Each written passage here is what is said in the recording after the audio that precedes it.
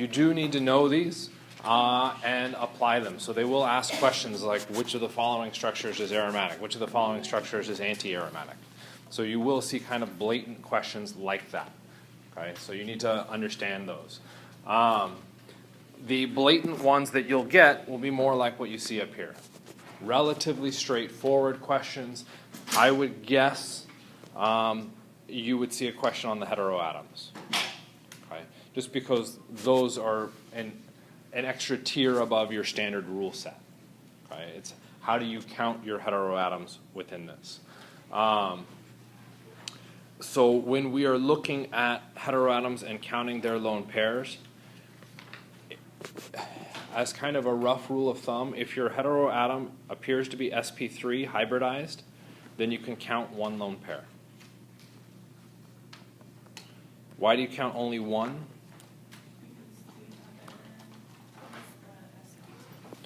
Any other lone pair would be in a perpendicular orbital to the pi system, so it wouldn't be able to contribute to it.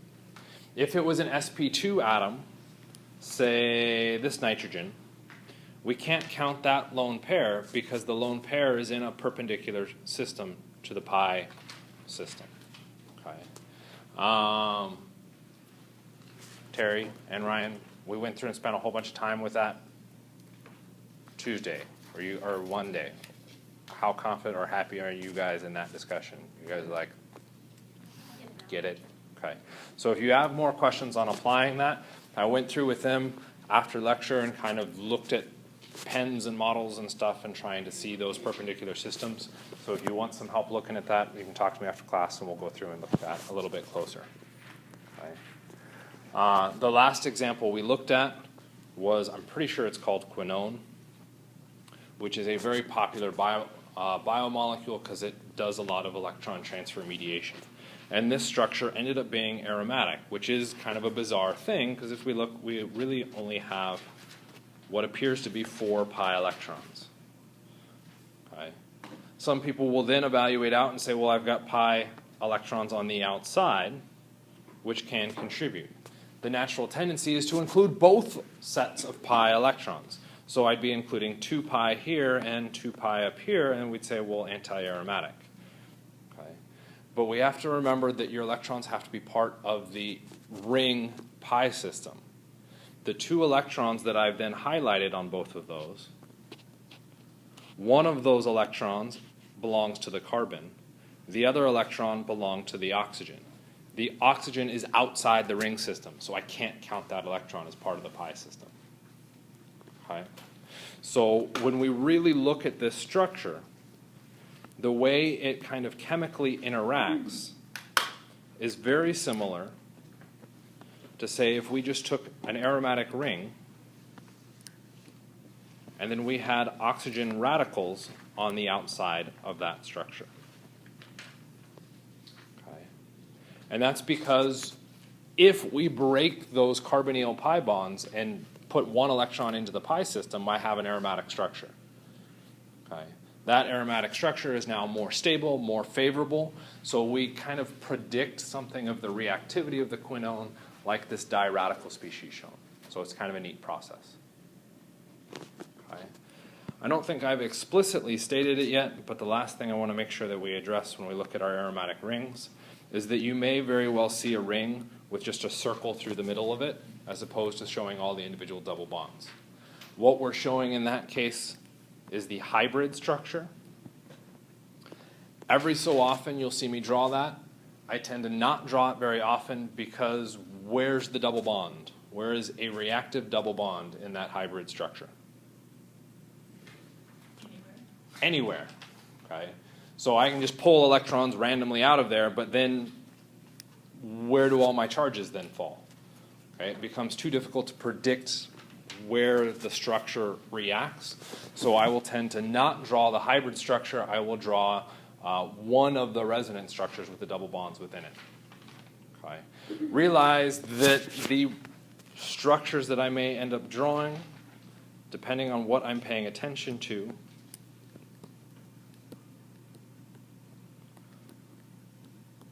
are these 2 structures different? No, they are one and the same through resonance. It does appear that double bonds have shifted around, but they're allowed to. Okay? So depending on what I'm trying to draw, I might very well accidentally shuffle the double bonds around within it.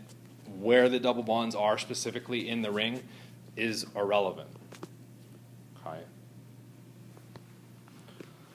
Before we move on to our application, I wanted to do one kind of trick question, just kind of a fun one to throw out there. Let's see if I can pull it off.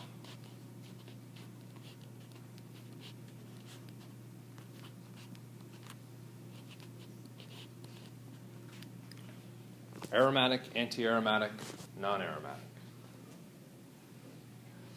Do we have a fully conjugated ring with overlapping p orbitals? Yes. So rule 1 is fine. We're either aromatic or anti-aromatic would be our initial assumption.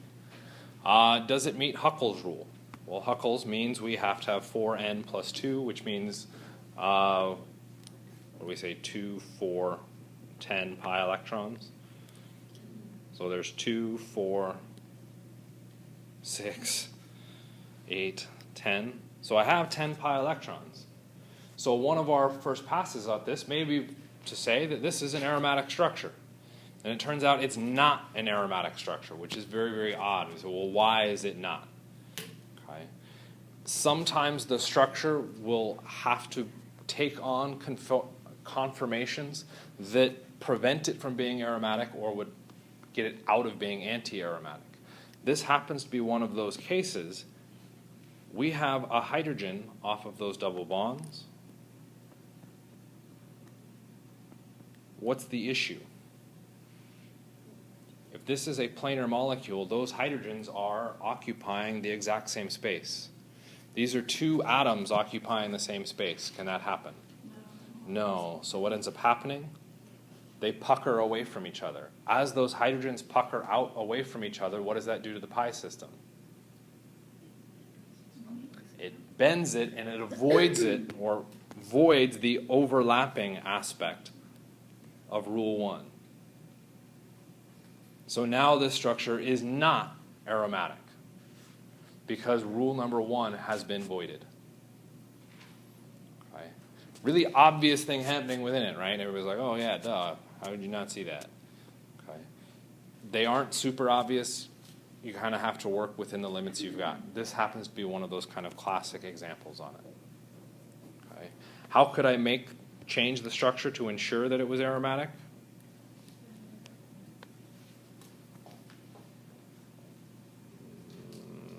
Whoops.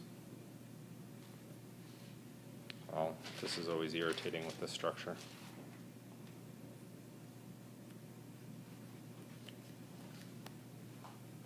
Okay. Now it's aromatic. There's no two atoms occupying the same space. Okay? Questions?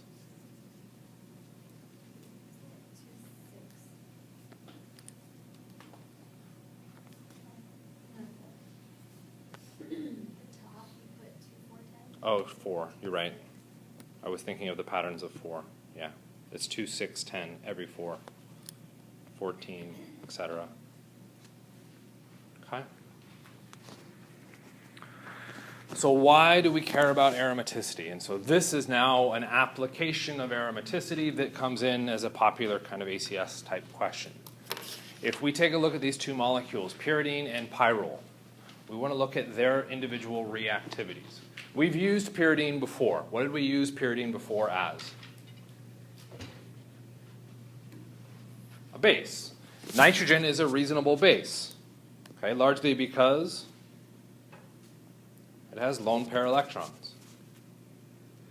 If we think back to all of those reactions, you'll notice that we never used pyrrole, even though pyrrole also has a lone pair on it. Why did we not use pyrrole to replace pyridine as a base? Because it can't donate the lone pair. What do you mean it can't donate the lone pair? It's sp3 hybridized. And The nitrogen in pyrrole is sp3 hybridized. So we can count the lone pair into our pi system. What does that mean? Should it donate the lone pair in? Why would it want to? You form a more stable structure because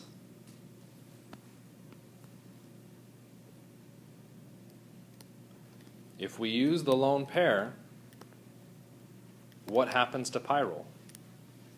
Becomes charged. It's aromatic. We can't count the lone pair in pyridine at all, but pyridine is aromatic. Okay. How does this affect our reactivity? Well, so ultimately what we're saying is let's look at the base reactivity. So if we go through and react each of these with an acid, okay, we put a hydrogen on pyridine, and we end up with the pyridinium ion.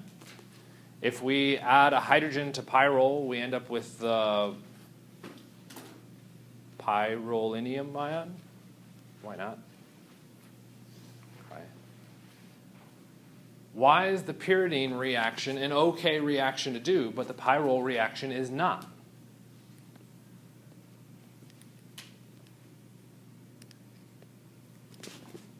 We said pyrrole, if it shares the lone pair into the ring, is aromatic. Is pyridine aromatic? Yep, so they both start aromatic. How about the pyridinium ion? Aromatic, anti-aromatic, non-aromatic?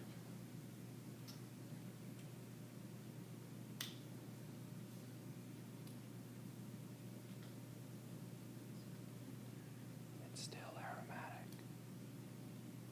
We didn't change anything to that hybridization. It is still aromatic. So by taking those lone pairs, what happened to the aromaticity of the structure?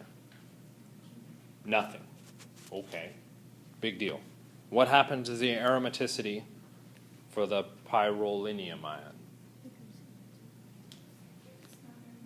It's not aromatic. It's not anti-aromatic. And this is an interesting question. Why is it not aromatic and not anti-aromatic? There's way too many nots in that statement. What's that? We've lost the conjugation of our pi system. But if we had a carbocation, we had an empty p orbital, right? I have a positive charge. Why is there not an empty p orbital? Nitrogen, when it carries a positive charge, becomes what hybridization? sp3. There's no p orbital left on that carbon. Without that p orbital, we're now in a not aromatic situation.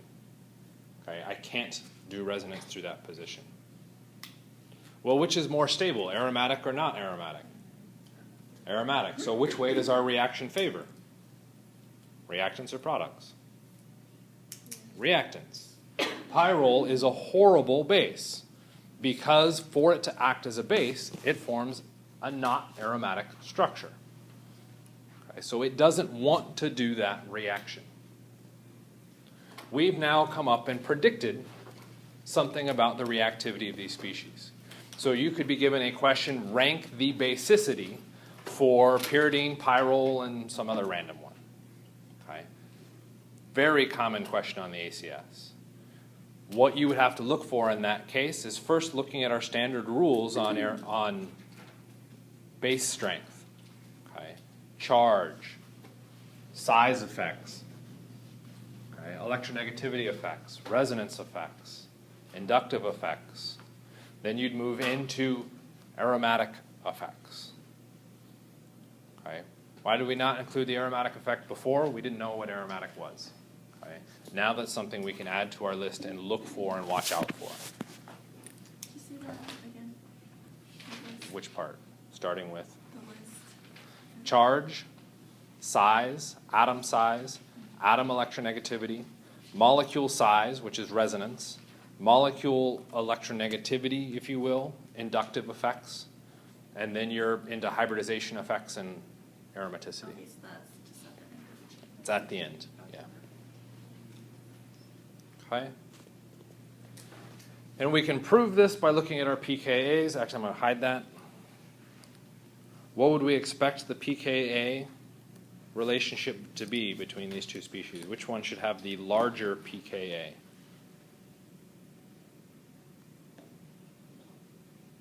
Okay. If it is a larger pKa, that makes it less acidic. So we would expect our larger pKa to be the top one. And sure enough, it is. If we take a look at the pyrrolium ion, the pKa is 0.4. Okay, incredibly small. That is actually quite acidic. Okay? Kind of makes sense? So, you can expect strict aromaticity questions, and then you can expect aromaticity application, typically through base strength. And they're usually looking at some nitrogen-containing compound. So a little bit of foreshadowing here, which is not really all that foreshadowing because the very next slide goes into the next section of this. What is the expected chemistry for the following molecule? What would we expect to happen to it? How does it become aromatic? Elimination. Okay. For it to become aromatic, we have to satisfy all those rules. Rule number one, I need overlapping p orbitals. Do I have an overlapping p orbital on that carbon? No. So I need to get rid of an atom so that I can get that overlapping p orbital. Okay. Which atom could I get rid of? Okay. Hydrogen or bromine, ultimately in this case. It doesn't really matter which one we picked. We're going to pick hydrogen for this case. So we're going to take those electrons, and where should we, and actually we'll address that hydrogen versus bromine question right now. Okay, where should we take those electrons in those bonds? Okay. The electrons in our bromine bond would go to the bromine. The electrons in our hydrogen bond would go to the carbon, okay, or to our pi system. Which way do we want the electrons to go? We want them to go into the pi system. Why? Why would it be more stable? We would have achieved how many pi electrons? 6 pi electrons. It's now an aromatic structure. So we end up taking the electrons away from our hydrogen, and the result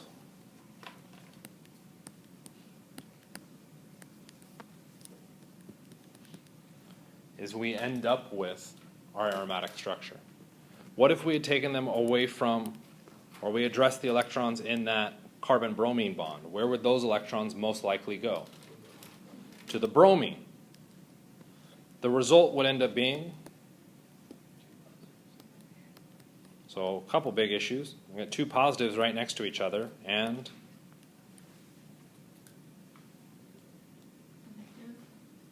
yeah, we do have a negative. Keep going. Careful. We're looking at the right idea. If it's not aromatic, you are saying that we do not have overlapping p orbitals all the way through. Do we have p orbitals on every single atom of that ring? Yes, we do actually have p orbitals that could potentially theoretically overlap with each other. So it can't be not aromatic. So we move to rule 2, and rule 2 said the number of pi electrons. How many pi electrons do we have? 4, which makes it anti-aromatic. Okay. So we've got a lot of things counting against this molecule. One, we have a positive charge near a positive charge, okay, which you should immediately jump on because that's all we've talked about for all of organic chemistry. Let's make sure we don't put positives near positives. We don't put negatives near negatives. We can now add a layer on top of that and say that what we end up generating here is an anti-aromatic structure. The anti-aromatic structure is higher in energy than any of our other options, not a favorable product. How to make sense? Okay. None of you have been particularly vocal about how I've organized slides, but in previous semesters, I had a student that insisted that they wanted to see the end result before we actually started talking about all the details. So this is the end result. This is EAS. Okay, this is pretty close to a summary of everything within chapters 22 and 23. It is missing the Sandmeyer reactions, and there's no way I can fit them on here. Okay? So there is one more sequence of material that's missing on this that technically runs from the amine. Okay, so we'll do it this way. NaNO2, HBr. And we might get to this today. We'll see what happens. Okay, we end up with the aryl diazonium structure. What is special about that product that I just drew in there? Possibility of nitrogen gas. I have a great possibility of nitrogen gas. Okay. So I can now potentially react this structure with a variety of nucleophiles or electrophiles. Nucleophiles, because to form nitrogen gas, what do I have to do? The electrons in that bond must go with the nitrogen. What charge actually builds on our carbon? A positive. So what's going to force out the nitrogen? A nucleophile. Okay. So once I've generated the aryl diazonium, I can now put on a variety of different nucleophiles. Okay. But yeah, so that's our overall summary on it. If you added an electrophile instead, though, it would... At that point, you're not going to do anything. Yeah, an electrophile is going to be pretty useless. So that last little branch is known as the Sandmeyer reactions. It is a big group of reactions. A little bit less well known, so not a huge issue to look at. Some ones that I will note as being kind of important. The nitration reaction is kind of a big deal, largely because the following reactions after it can take us into the Sandmeyer reaction. Okay. So that's one of our big reactions that we need to watch out for. Another reason why it's interesting is that we take nitric acid and sulfuric acid and we mix them with each other to go through and get our product. That reaction is fascinating because nitric acid acts as a base in that reaction. Okay, even though it is by definition one of our strong acids. Okay, why would it act as a base? It's with a stronger acid like sulfuric acid. Okay, so that's kind of a neat one. The next one that's kind of important to just be aware of, I don't know that you'll see questions on it per se, is the one right next to it to the right. Our fuming sulfuric acid. Why is that reaction of particular interest in, say, comparison to any of the others?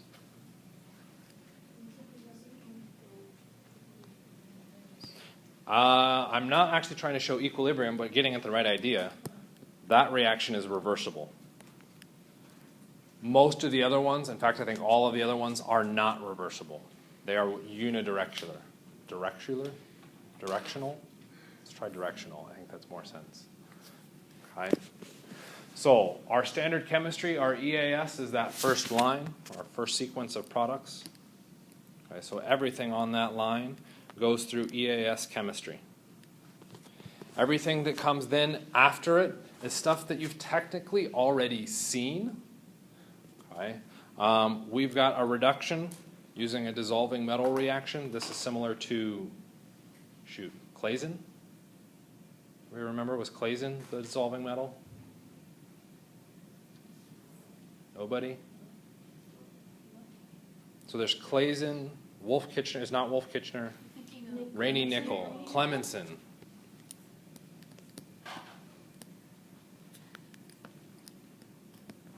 What was, Claisen condensation. Yeah, completely wrong reaction.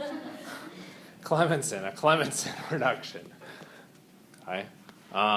It's effectively the same chemistry. You're reducing carbonyls. NBS is your radical reactions, especially radical substitutions.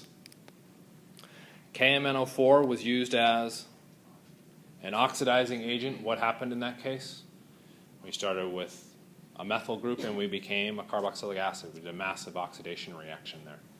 And then the last one, another reiteration of our Clemenson. That one's directly the Clemenson because it's strictly a carbonyl. Okay. After that, we now have a ring that has some substituent on it or something attached to it. That's what's shown in our orange and purple. What we would do is look at the atom. What is the first atom attached to the ring, and classify it either as an electron donating group, in which case that atom has more electrons than a hydrogen atom. That's going to change the chemistry for the next substitution reaction to what is known as an orthopara direction. If that atom has less electrons than a hydrogen, we go to the meta position for the next substitution. Okay. Birch reduction, we talked really stupidly fast about that at the end of first semester. We'll talk about it again in a little bit more detail with this section. And then we run into two technically NAS mechanisms. One's an elimination addition, and one is just referred to as NAS. Those are particularly interesting because it changes the chemistry of the aromatic ring. Okay. Within the NAS and the elimination addition reactions, you end up having the aromatic ring act as an electrophile instead of a nucleophile, which is very counterintuitive, which we'll address here in just a second. Okay? So that's pretty much all of our reactions on one big slide. Start working on those, getting those nailed down. Okay? Questions about anything up there? The activator. We'll get to the activator deactivators once we know how to put groups on. Okay, so to start it all off, how do we get groups on? This is electrophilic aromatic substitution.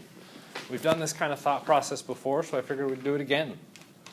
Okay, take a look at that name. What part of that name do you want to look at first? Electrophilic, aromatic, or substitution? Okay, electrophilic's not a bad place to start. Give me a symbol for a general electrophile. Okay, a positive charge, and I want a letter to put it next to, so I'm going to say I'm looking at something that is positively charged. Okay, and I'll actually be nice and even color code. What's the next part mean? Satisfies our rule set. Okay, what is our classic aromatic structure? Benzene. Now that we've got two pieces of information, let's decide, should we be combining these into one thing or keeping them separate? And I'm going to have to switch to purple because green sucks. Okay. Would we expect our benzene to act as an electrophile? Okay, it may not be formally positive, but remember, you can have structures without a formal positive still act as electrophiles. That just is our bigger hint. Would we expect the aromatic ring to act as an electrophile? I think I heard some no's. You said no? You were saying no. Why? Why should it not act as an electrophile? No. Technically, the NAS mechanism, it does act as an electrophile, so it is counterintuitive. Okay.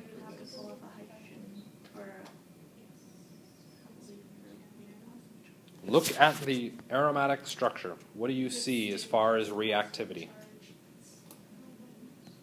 What? Pi bonds. What do pi bonds have? Electrons. We have an electron source in the aromatic ring. What should it accept or react like an electron acceptor? No. It's the complete opposite definition of an electrophile. So when we are looking at an EAS reaction, we are taking our aromatic ring and we are reacting it with some kind of electrophile. That reaction is, type of reaction is it? Substitution. So somehow or another that E needs to substitute for something in the benzene ring. Well, what things are in our benzene structure? Carbons and hydrogens. What should it substitute for? Why hydrogen?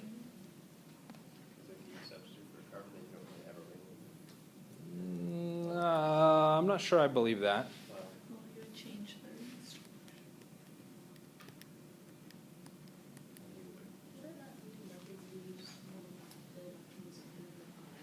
Huh?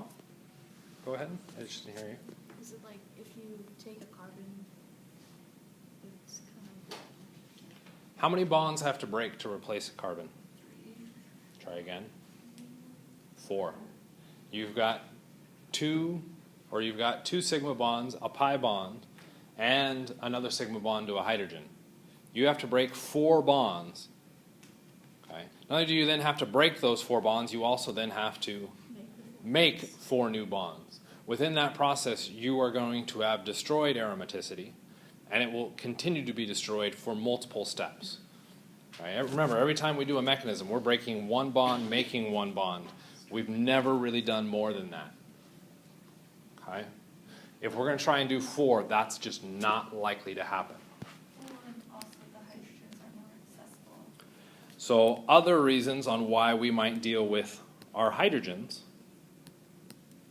would be that they are more accessible. So somehow in the course of the reaction, we're going to have to kick out H+, and we're going to replace it with an electrophile, okay, with an E. And I drew that way too big, and I'm going to have to redraw it now.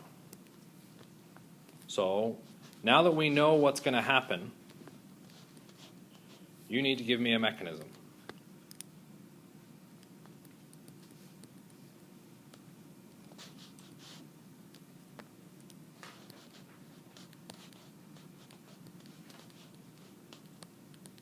Anytime. We'll just have sodium hydroxide or something come take that hydrogen. Nowhere in this have we mentioned anything about any other reagents. Okay.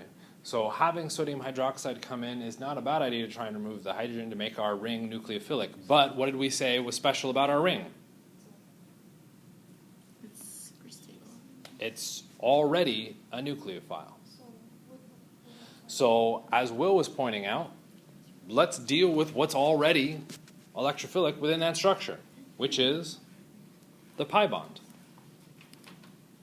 Take any one of those pi bonds. It does not matter which one at this point. Why? They are all the same. What happens if I put on, say, atom X? Now they're not all the same, and we have to be much more careful about which pi bond we use in our reaction.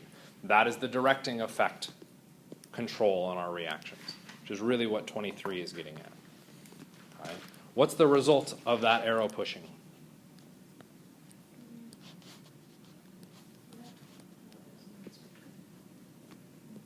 Before we look at resonance, which you're right, we need to actually look at what our first structure is.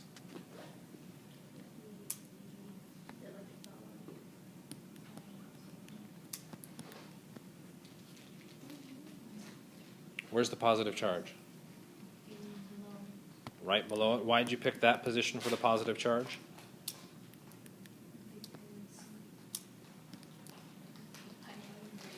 That was the pi bond we used. Okay, so we took the electrons out. Okay, we're saying by definition our electrons are moving to that top carbon, and that's what's attaching then to the electrophile, which means the bottom carbon must carry a positive charge. Okay. When drawing a mechanism, you need to evaluate every single step and say this step is valid because of this. Okay. This is why we're going to run into an issue here. Our starting material was aromatic. What is our first product?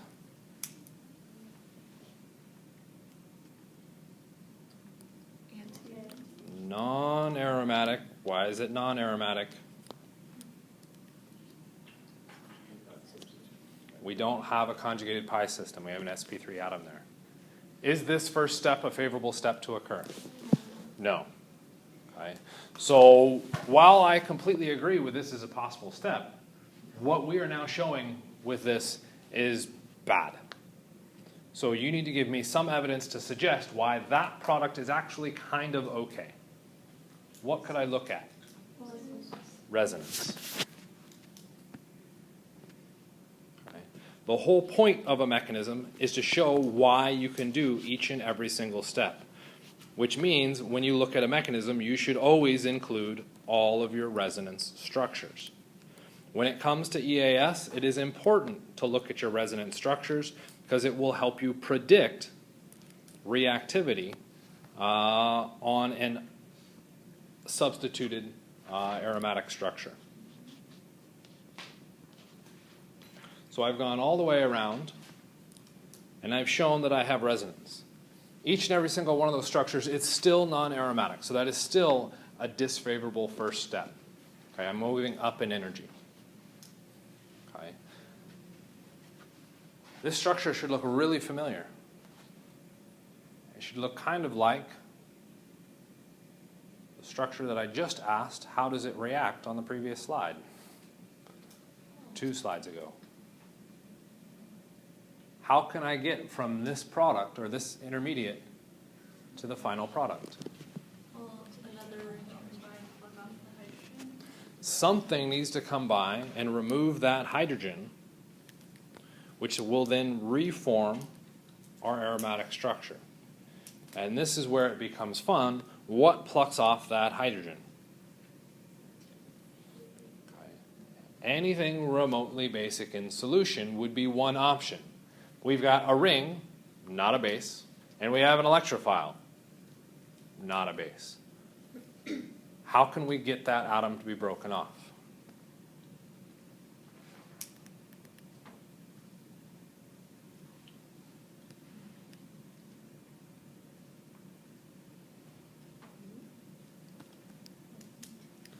These reactions are often heated to help facilitate that reaction. Okay. Okay.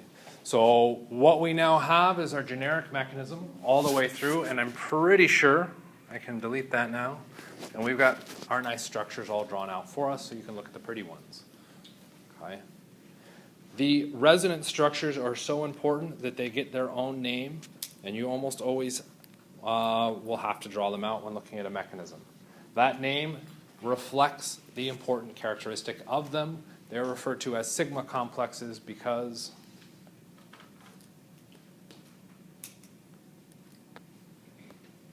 the carbon that acted as our nucleophile has what bonds? Sigma. Only sigma bonds. Actually, I don't know if that's why we call them sigma complexes, but that's why I call them sigma complexes. Okay. So, first step of this reaction was a horrible step. We destroyed aromaticity. That last step of the reaction, awesome step because we regain aromaticity. Our first step is reversible because what I could do is instead of breaking that bond between the carbon and hydrogen, I could just reform the electrophile and go backwards. Okay? Restore aromaticity back to my starting material. The very last step is not reversible. Okay? And this is going to be not reversible largely because hydrogen will be able to hold a positive charge better than whatever our electrophile is. So that last step is non-reversible. Okay? How could I make this reaction go faster? Another option. Yes, adding heat will help us out.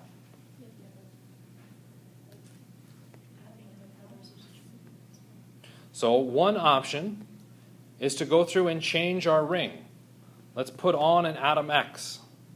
What do we want atom X to do to make this reaction go faster? What does our ring need to act as? A nucleophile. What is the definition of a nucleophile? Donates electrons. What does atom X need to do to the ring to make the ring donate electrons better? Give it more electrons. So atom X should have electrons. If atom X donates electrons into the ring, what happens to that immediate pi bond? And it puts the electrons on that carbon, making the carbon negatively charged. Now a phenomenal nucleophile. So I can change the nucleophile to make the nucleophile more nucleophilic. Awesome option to make this reaction go faster. What's the other option? Make the electrophile more electrophilic. Okay. So we can change our reaction conditions to somehow make the electrophile more electrophilic and more reactive. In Chapter 22, we are largely concerned about the electrophiles. What are our possible electrophiles? How do we get them? How do we make them? In Chapter 23, we start to move into now what are the substituent effects? What is that atom X? Okay. Does it have more electrons? Does it have less electrons? How does that affect the reaction? Okay. So let's take a look at the electrophile being more electrophilic. So here are 3 classic electrophiles in an EAS reaction. Which of those is the most electrophilic?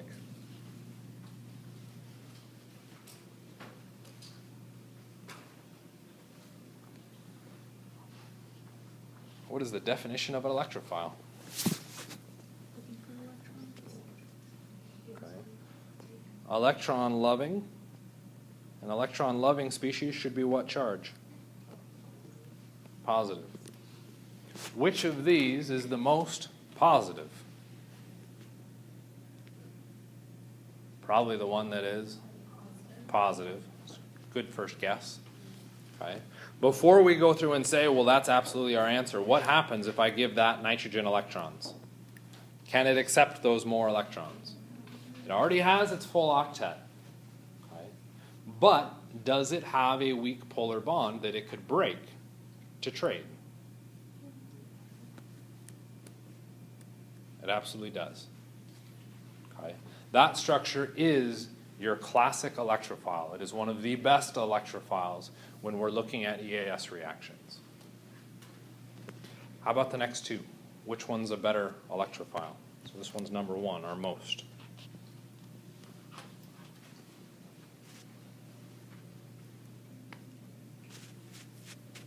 Are they even electrophiles? Yeah. Okay, good answer. They are both electrophiles.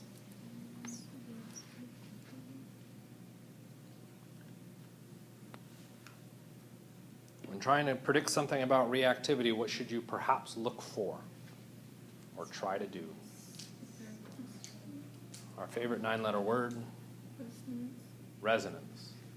Is there resonance for either of those two outermost structures? Yeah. Which one? The right. The right one. Ah, no pun intended. Thank you.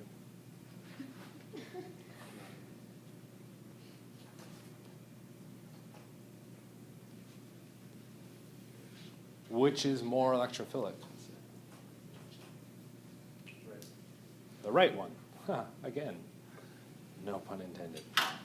Why is the right one more electrophilic? It can generate a formal positive charge on the structure. Okay? And then 3 being our least. Okay, well, the nitro group was so electrophilic on the outset that let's not even worry about making that one more electrophilic. Let's worry about making our least electrophilic and our second least electrophilic more electrophilic. How can we speed those up? What do we need to do to make, say, this bromine more electrophilic? To become more electrophilic, what needs to happen to it? And actually, I have to shuttle this around a little bit. Make this bromine more electrophilic. Huh? It needs more electrons? To become more positive, it needs to do what? Less electrons. It has to lose electrons. So somehow or another, I need to get the electrons in that bond to go which direction? They need to go left. Shucks. So much for the fun pun there. How can I get those electrons to get pulled towards the left?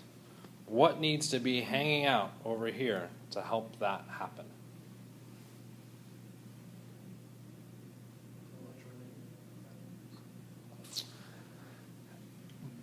But an electronegative atom isn't going to be able to suck electrons from nothing. An electronegative atom will suck electrons from a bond.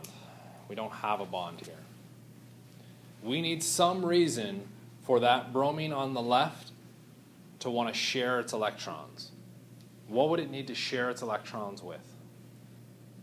Something less electronegative. Something less electronegative. Something that would actually be a potential electrophile. But if I add an electrophile, that's going to screw my reaction. Hydrogen. Okay. I want something that is the same reactivity as an electrophile, positively charged, but is not an electrophile. That atom would happen to be a hydrogen. I want that hydrogen to be as positive as possible. So I will attach that hydrogen to an electronegative atom. And if I can make it even more positive, all the more better. Okay. By taking Br2 and adding it to acetic acid, I now have a pretty darn good bromine electrophile. Acetic acid works as a mild catalyst, in fact a Lewis acid catalyst in this case, to generate our bromine electrophile. Okay. Nifty little deal there. Do we have to use acetic acid? Nope. We could use something else that's positive. Okay. And this is where things can get a little bit wonky on you.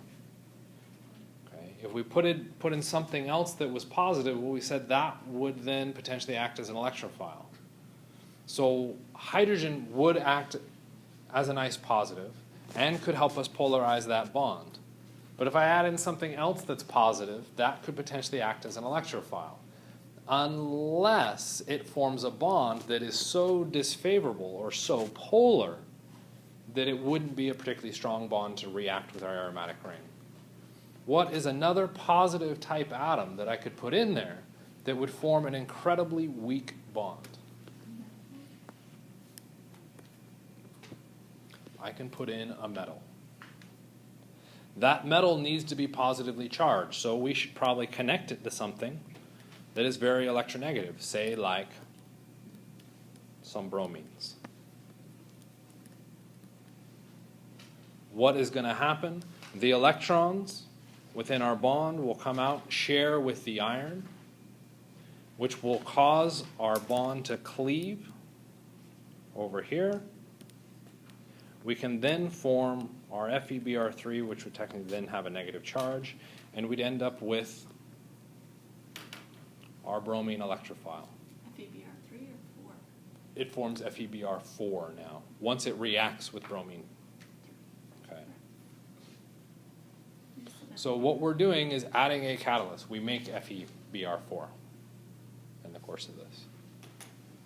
We've added a catalyst, and in fact a Lewis acid catalyst, because what it is doing is accepting electrons to helping polarize our structure to generate a more electrophilic electrophile. Okay. What happens on the far right? What could we do to help polarize our carbonyl compound? What bond would I want to try and polarize more? We had a couple options. Make the chlorine. Try and get that chlorine to leave, so it would need to react with something else, or a good something else. Another Lewis acid catalyst, aluminum trichloride. Why does aluminum trichloride accept electrons? Don't tell me because it's a Lewis acid. It doesn't count. Because it's a metal. Not even just because it's a metal. It has an empty orbital. It has an empty p orbital. Remember, just like our boron. Boron and aluminum have that empty p orbital. The electrons can shuttle across. What do we end up with? Our aluminum tetrachloride structure, and I'd have a positively charged carbon. Okay, now I have a wicked strong electrophile. Again, I've polarized that bond by adding in some kind of Lewis acid catalyst to help suck electrons away from my electrophilic site. How many times have you seen a positive charge on a carbonyl carbon? Not very often. This is actually one of my favorite reactions, okay, mainly for the name. And don't laugh at me. It is a bit silly, which is even more funny in a second. Is that structure reasonably stable?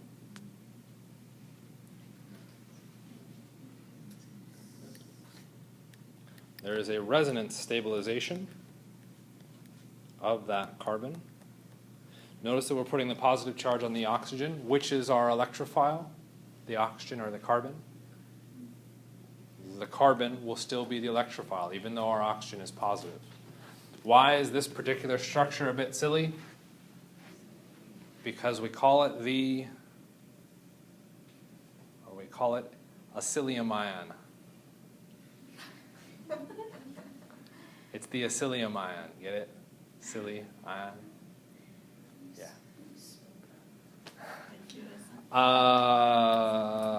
EACYLIUM, I think. The acylium.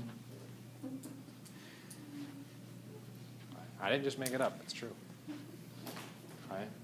It's that extra resonance stabilization that helps us out. So that gets us yet another electrophile. Okay?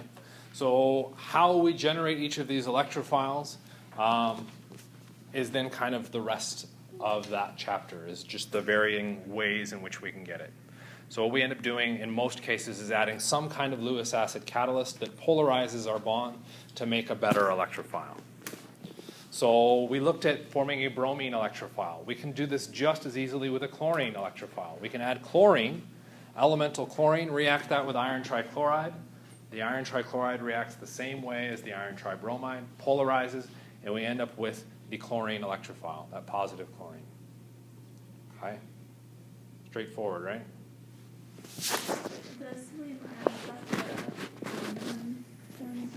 It is generated through aluminum, yeah.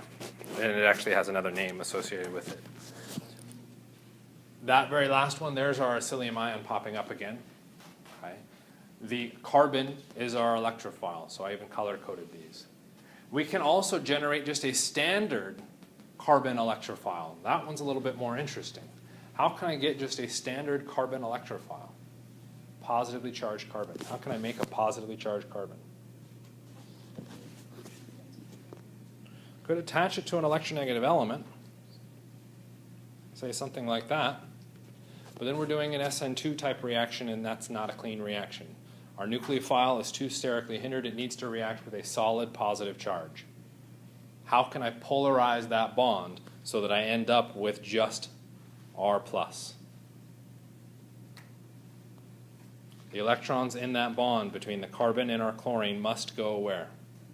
To the chlorine. How can I get chlorine to, say, take all those electrons? Say, is there something that we could throw in there that would interact with a chlorine? Like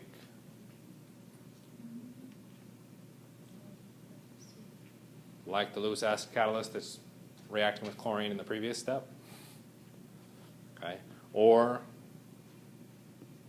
whoops, our aluminum chloride, same deal.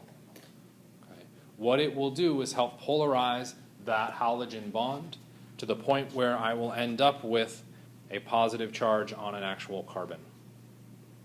Okay. Anybody having any screaming complaints about that? Yeah, what's your screaming complaint? Primary carbocation. Is this electrophile particularly easy to form? No. This reaction, while it does work, is not a particularly good one. Okay? We form a primary carbocation. If our structure is any bigger, say like add an extra carbon, what ends up happening? Primary carbocation, it is now forced to form because our Lewis acid catalyst helps that form. It'll end up doing a hydride shift. We will still have an electrophile with our carbon, but it's at a different position. So just adding a straight alkyl halide and, say, our Lewis acid catalyst like aluminum trichloride will give us an active electrophile for nucleophilic substitution, but we have to watch out for rearrangements. Okay. How else could we get a carbocation?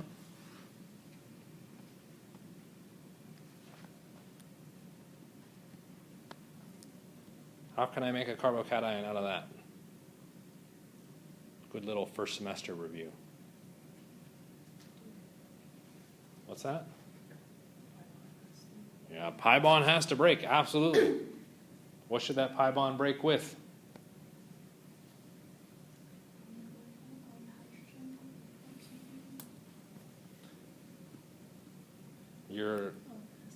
I'm going to assume that was a thought process and not equivalency. A hydrogen is not a nucleophile. And we would end up with, right, the first step in our addition reactions generates a carbocation. Okay. So all of that first semester chemistry where we're doing additions with alkenes or even with alcohols, anytime you form a carbocation, that is a valid way to generate an electrophile for an EAS reaction. Okay. So there's your classic one looking at the aluminum trichloride. The acylium one, you're taking any carbonyl compound with an R group, adding your aluminum trichloride, and reacting that across. Okay. These reactions, we already had a problem with the R one, okay, our second one, because that formed a primary carbocation. We said primary carbocations should never form, but they did form. We said they shouldn't, but they did. So what does that mean? We give it a name. Whoever discovered it said, yeah, you're wrong, gets to name it. And it gets named after the original discoverer, which was, I believe, two people, Friedel and Crafts. Okay. Using the aluminum trichloride as their catalyst, they were able to get your alkyl halides, your Rx, to generate your electrophilic carbon. They also ran through and did it with the acyl chlorides, okay, to generate those electrophiles. By making those electrophiles, we now have some active electrophiles. Those reactions get named after, or named after them. Okay, I think, do I actually give names for each of these? No, I don't, so give me a second here. For that first one, it's referred to as a halogenation. The Friedel-Crafts with just the R group is known as, any guesses? All you're doing is adding a carbon structure, which is also known as an alkylation. And the last one, the name of that ion was the acylium ion, so we're looking at an acylation. So it's often referred to as a Friedel-Crafts acylation or a Friedel-Crafts alkylation. Okay. It's going to become more relevant when we look at substituted structures, but some things to watch out for. The Friedel-Crafts alkylation requires an active nucleophile. We haven't mentioned what an active nucleophile is yet. That's addressing the aromatic ring. The aromatic ring itself must be adjusted to ensure that it is active, that it will react. Okay. The Friedel-Crafts acylation will work with all rings. Okay. It doesn't have to be an active ring. Why? The acylium ion is a lot easier to form. Because of that, it'll work with all rings. Okay. Because the alkylation is incredibly difficult to form, I need a more active nucleophile to force it to actually occur and react. So be aware of that. We will talk about in detail what's going on with those in a little bit later. So some limitations within these. What's the issue we would expect for this? We would hope that theoretically we've got our electrophilic carbon. We just do our reaction. We go through all of our intermediates. And we would hope that we would just get our propyl substitution product. We don't get the propyl substitution product because what we've got here would be a primary alkyl halide, so it undergoes rearrangement, and we instead end up with the isopropyl product. Okay? So your Friedel-Crafts alkylations, you have this big issue with carbocation rearrangements. I forgot. I don't know if I put on. I didn't, so let me go back. Do we have to worry about that with the acylation? If I now made that a carbonyl, would I have to worry about a rearrangement for that carbonyl? Why not? I still form a carbocation. It is resonance stabilized with the oxygen, which means the carbon of that carbocation is then localized to the carbonyl carbon. If we look at our carbocation, the resonance stabilization from the oxygen prevents a hydride shift. Right, the resonance stabilization is better for stabilizing it than moving to a secondary carbocation. You should consider the first one without the oxygen. Yep.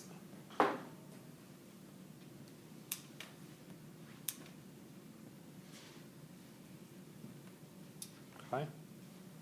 Questions on that? Okay. Those are our limitations of those. We do run into a hybridization requirement. What is the expected product if we try to do a Friedel-Crafts alkylation? I don't know if you're going to care about that halide. It doesn't actually matter. It doesn't have to be bromides. We would generally make sure that your catalyst is the same as your leaving group.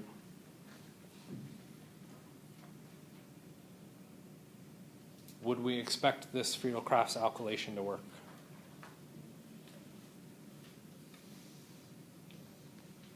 Turns out no. The hybridization of that carbon is sp2, right, which means it is pulling on the electrons tighter than in the previous sp3 case, which means that chlorine is not able to be pulled off by our Lewis acid catalyst. If we can't ever remove the chlorine, do we ever form the carbocation? No. If we never form the carbocation, we don't have our electrophile, we can't do the EAS. So your product in this case is now no reaction. Okay. So when you're doing the Friedel-Crafts alkylation, it has to be on an sp3 carbon.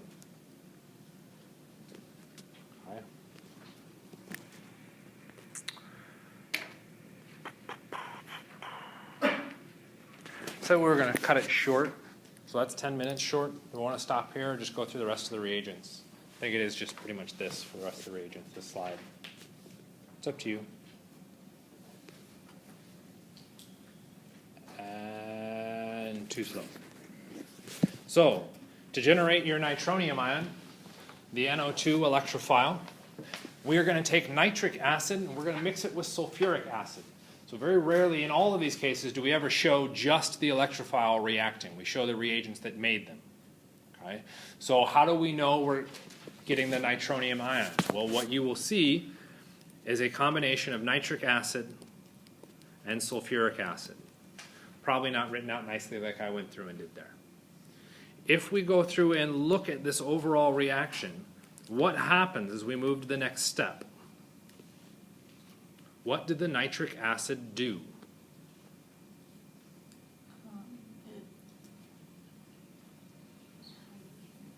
It accepted a hydrogen from the sulfuric acid. This is one of the reasons why I like this reaction, because everybody looks at names always and says, oh, it says acid, it must act as an acid. Nitric acid acts as a base in this case. We can always force something to happen, but to force it to happen, we have to throw something stronger in. So in this case, we end up throwing in nitric with sulfuric. You can do it with just fuming nitric acid, so just really, really concentrated nitric acid by itself, and that will also work. That generates a rather unstable species, which, believe it or not, you've seen already.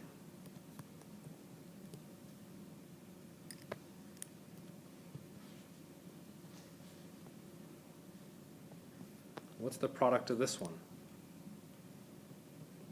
H2CO3, right? Carbonic acid. What is our formula for the top thing? H2NO3. What happens to carbonic acid as soon as it's formed? Decomposes into CO2 and H2O. What happens to H2NO3? It decomposes in the same type fashion to NO2 and H2O. The big difference is that the nitrogen ends up becoming positively charged. Okay? And that has to do with the amount of electrons in that structure and electron capacities. Okay? Once we have the electrophile, it can now react cleanly through with our benzene structure and generate our nitro product. Okay? Fun little reaction.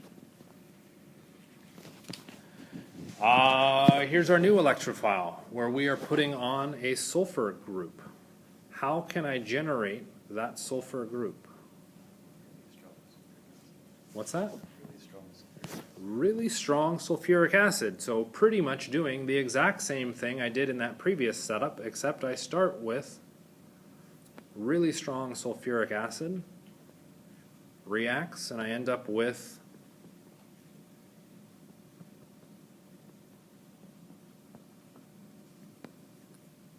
I forgot the H. There's another H in there. we now have a good leaving group in the water, and we end up with our sulfonol, or sulfoninium. I have no idea what to call it. That positive sulfur. Okay. This reaction is particularly pleasant. Well, it's not pleasant, but particularly useful because it is a reversible reaction. How might we reverse the reaction?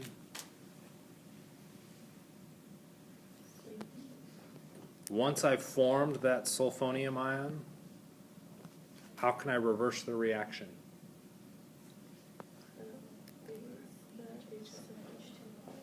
Add H2O. You add water and some sulfuric acid, that's going to reverse the equilibrium on that reaction. Okay. So that is very helpful synthetically because you can put on that big sulfur sulfate group and then you can remove it later on. So it can be used as a protecting group because it can block, or a blocking group because it blocks a position because it is now occupied by that sulfur. And that one's cool because it's reversible. We've got another carbocation potentially popping up. How could we get that carbocation? Got all sorts of fun answers on this. How do we make that carbocation? Yeah, have a leaving group at that position, like our chlorides or our bromines and our Lewis acid catalyst. But that's cheating. We already did that. Give me a different one. That's too crazy. No radicals. And radicals aren't going to be a good option actually because you've got a charge. If you see formal charge, radicals are very, very an unlikely culprit involved in that reaction. What was that, Patricia? Heat could be involved, yes. A double bond. Okay. A double bond in, say, an acid source. Okay. An acid source that is non-nucleophilic, because if I put in HBr, what happens? What do you mean eat it up? It'll do the full addition instead of generating our electrophile to do the substitution. Okay. So we would need something like H2SO4. Okay. Non-nucleophilic. Okay. Did I provide the name on these? Yeah. Nitration, sulfonation, and alkylation. The last one is a normal alkylation because we aren't using the Lewis acid catalyst. Okay, on that last one. Another way we could have done that, could have done it with an alcohol and sulfuric acid. That would have done the same thing. Okay.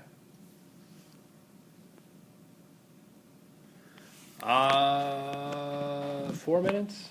Sure, why not? The benzylic carbon, okay, reactivity. The benzylic position is very, very similar to the allylic position because of all that resonance. So we do get a bunch of chemistry coming out of that benzylic position. Okay. What's the typo?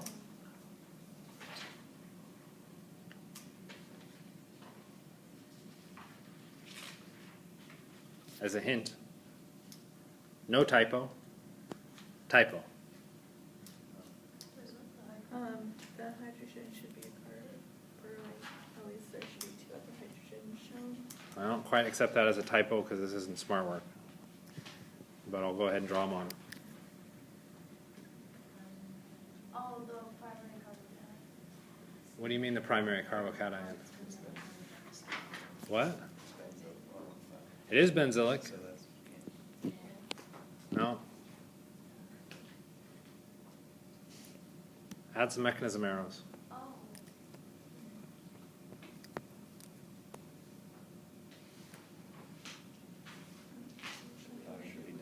Should be negatively charged.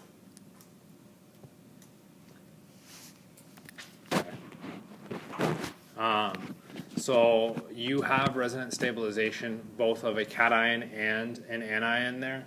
I just wasn't paying attention apparently when I drew out that initially. You can do substitution relatively quickly and easily there because you form an incredibly stable carbocation due to that benzylic resonance. Okay? So that's kind of old school stuff, first semester stuff. Where it becomes more interesting is if we move here. If we throw in chromic acid, what is special about chromic acid? What does it do? It oxidizes. Okay? And it oxidized carbonyls, or sorry, aldehydes and alcohols rather selectively. Okay? Whereas our permanganate just oxidized the crap out of everything. Chromic acid tended to be really, really selective. So it is kind of interesting here because what happens here? We are oxidizing, but we don't have an alcohol and we don't have an aldehyde. We don't even really have an alkene, and yet somehow or another we're doing this crazy oxidation. And it's not even a straightforward one. What happened to all of those other freaking carbons?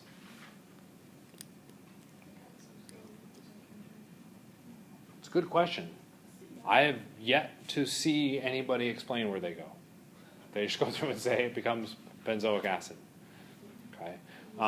Granted, I haven't looked that hard, but that mechanism is not well known. It goes through allegedly some kind of radical mechanism. Okay. So if we put in a strong oxidizing agent like chromic acid, what it will do is react at that benzylic position and turn it into a carboxylic acid. It will fully oxidize it. What it needs to have at that position is a benzylic hydrogen. That is key to the oxidation reaction. Okay? So if we take a look at our benzylic carbon, there are currently 2 hydrogens. Because we have at least 1 hydrogen, it will oxidize all the way down to the benzoic acid. Do not worry about the rest of the piece. You don't need to know where it goes. Okay. So what happens in this next one? Why won't it work? There is no benzylic hydrogen. So that reaction does nothing. We do not get an oxidation there. Okay? This can be done with permanganate just as easily as chromic acid. Okay? So what product would we expect for each of these?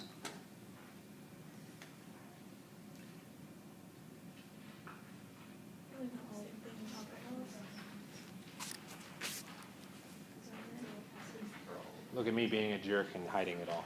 Okay. It's benzoic acid all the way through. One of the things that is a bit odd that we'll call out, and then you guys can be done and leave, there's no benzylic hydrogen here.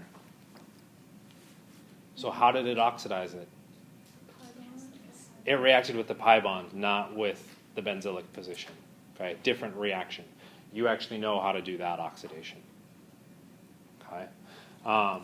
But the first 2 are kind of the standard new one that's a little bit weird. And yeah, you end up losing that methyl group and that ethyl group disappear off into nothingness. And we end up with benzoic acid. Okay. So I think that is nearly all of the, well, it's not all of the chemistry, sorry. Okay. It is most of the EAS chemistry that you'll see. The rest of the slides at this point are looking at some modifications once we put on groups. What can we do to change them? After that, it's then looking at the activating and deactivating effects of what happens if we now have a benzene structure that's already substituted. How does that then change their overall reactions? Okay.